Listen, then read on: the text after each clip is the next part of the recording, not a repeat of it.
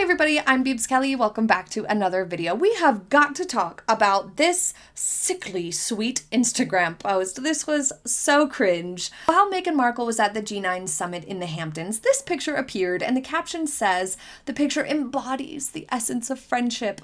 Does it? I don't think so. I disagree. This is not the essence of friendship. Physical contact? No, thank you. Boundaries are healthy, okay? This looks weird, and it would be weird in real life for somebody you barely know or a new or casual friend, like somebody you're friends with in certain groups, like a work friend, a neighborhood friend, a fellow parent of children at school, things like that. Somebody who you know and are friendly with versus like a close friend who you've kept with throughout life stages and are like very close with. You might share really personal things with, maybe vacation together, spend a lot of one-on-one time together. That's like a close friend who physical contact makes much more sense.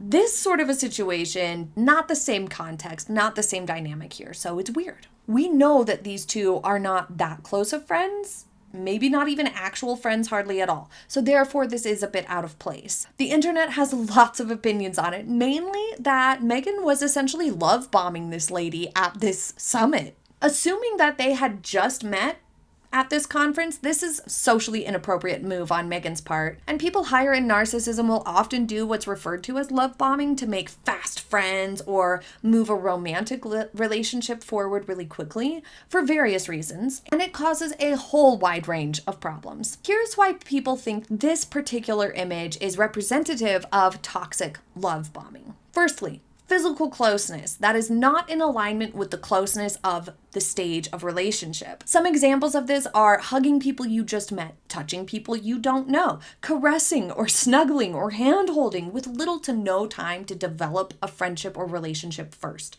Just kind of jumping in there with close physical contact. Bubble invasion. It can also be considered an immature move as well. Second, instant friends syndrome. In situations like these, the toxic person will ask a lot of questions, even personal ones. They'll agree with everything you say or say that they like the same things or have the same interests as you. They'll be overly amused, interested, or impressed with you. Over-laugh to your jokes, for example. In most cases, it's not genuine at all. In normal, healthy situations, you may only have a couple of things in common with a new person that you're meeting. And it's much more of an equal exchange in terms of information and sharing details about each other. But with instant friend syndrome, they're harvesting a lot of info about you very quickly, and it will be lots of things in common, if not all of the things. Thirdly, they may immediately introduce you to other people or refer to you on social media as a good friend. Like putting out social posts that this is your good friend, claiming you as a close friend when you've really just met them, or introducing you to other people claiming you as a friend when you've just met or barely know them. Fourth, attention. Placing a lot of attention on you, trying to make you feel special, and more importantly, the bond between you two. At an event like this, we'll use these two as an example. After meeting Jamie, the Meg would then sit next to her, follow her around, join in, or sort of invite herself along for whatever they're doing next.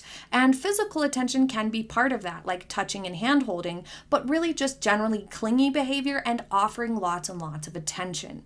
Fifth, a lack of boundaries. Latching onto you, acting like you're inseparable besties immediately, asking for your help, overstepping boundaries like asking to borrow your lip gloss, ew, or asking to borrow your private jet, touching you, sitting really close to you, joining in a private conversation that you're having with someone else, things like that that sort of invade your boundaries in any way, shape, or form. So as you can see, this picture can be interpreted as evidence of a love bombing sort of dynamic. But another element to this post that stood out to me was that she mentions the Meg showing up for her friends. So putting that together with the fact that the Meg was one of the only people there without the big name tag thingy, I suspect she was indeed somebody's plus one, like a lot of people have been speculating. Perhaps Misha Nonu or somebody else, who knows, who cares. But that would make sense as to why she didn't have a name tag.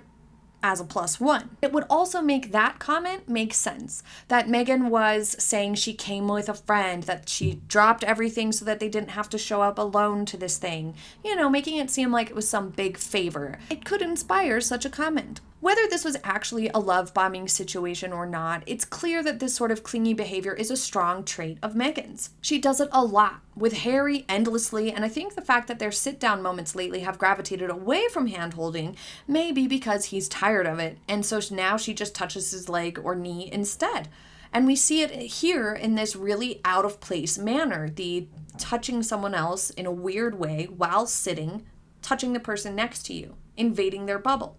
It's odd. It comes off as disrespectful of personal space. Even your spouse has personal space. And many people interpret the Meg's ignoring of other people's personal space and disregard for private personal bubbles, like for example when she hugs people she does not know to greet them without their choice, as further evidence of high narcissistic traits. But what do you think? And what is the essence of friendship in your opinion? To me, I think it has to do with time. Taking time to allow a friendship to actually grow and develop, to deepen naturally. I don't think physical touch is the essence of friendship at all. And I think that actually is a bit of a risky message to be sending. Boundaries are good, including physical ones. But it's time for question of the day.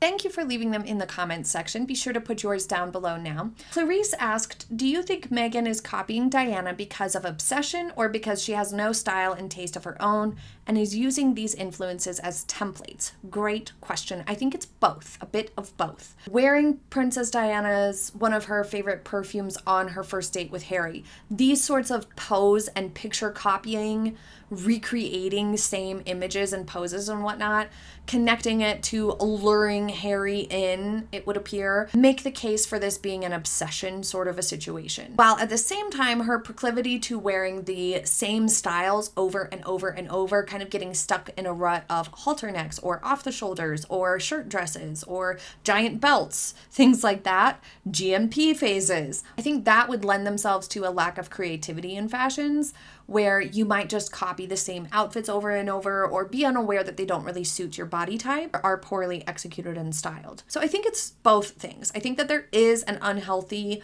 or weird obsession of recreating Diana moments and recreating Diana imagery, but I also think she's just not keen to style herself well. But I'd love to hear what all of you think about that in the comments. Thank you so much for joining me for today's video. I hope you have a happy day ahead, and I will see you next time. Bye!